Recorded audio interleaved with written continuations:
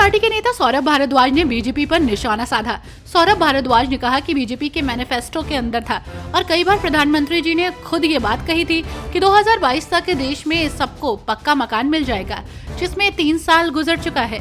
क्या दिल्ली में केंद्र सरकार ने सबको पक्का मकान दे दिया? अभी तक नहीं दिया।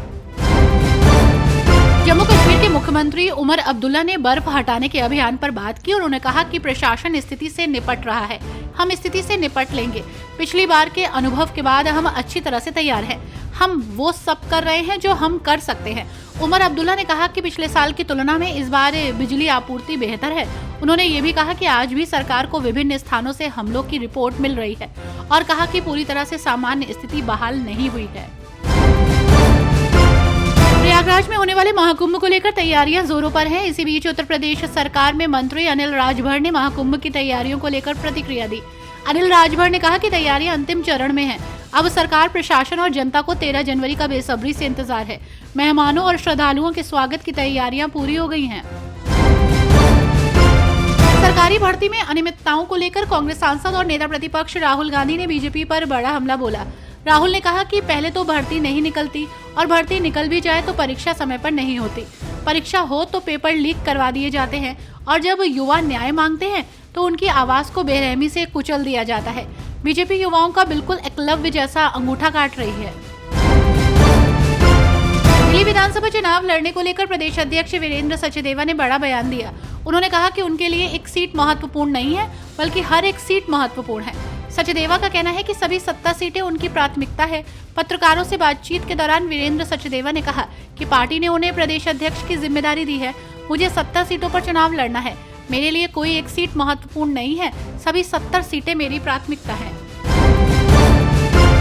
महाराष्ट्र के बीड़ में सरपंच संतोष देशमुख मर्डर केस को लेकर शिवसेना यूबीटी नेता अंबादास दानवे ने बड़ी मांग की है। उन्होंने कहा कि महाराष्ट्र सीआईडी को सरपंच संतोष देशमुख की हत्या की जांच में सामने आई डिटेल्स का खुलासा करना चाहिए। अंबादास दानवे ने दोहराया कि हत्या के मामले और संबंधित जबरन वसूली मामले, जिसमें एनसीपी के मंत्री धनंजय मुंडे के करीबी सहयोगी वाल्मीकि कराट को गिरफ्तार किया गया है। दोनों में मुकदमा बीड़ जिले के बाहर चलाया जाना चाहिए। मेरा सच्चा सौदा प्रमुख गुरमीत राम रहीम की मुश्किलें एक बार फिर बढ़ गई हैं। साल 2002 के रणजीत सिंह हत्या मामले में उनकी बेल के खिलाफ सीबीआई ने सुप्रीम कोर्ट में याचिका दायर की है। इसके बाद अदालत ने नोटिस जारी किया और इस अपील में साल 2002 में हत्या मामले में उन्हें बरी किए जाने के खिलाफ अपील की गई है। भारत और चीन के बीच सीमा विवाद पर पिछले कुछ समय से तेवर नरम होते दिख रहे थे, लेकिन चीन की हालिया कार्रवाइयों से एक बार फिर दोनों देशों के बीच तलवारें खिंचती नजर आ रही हैं।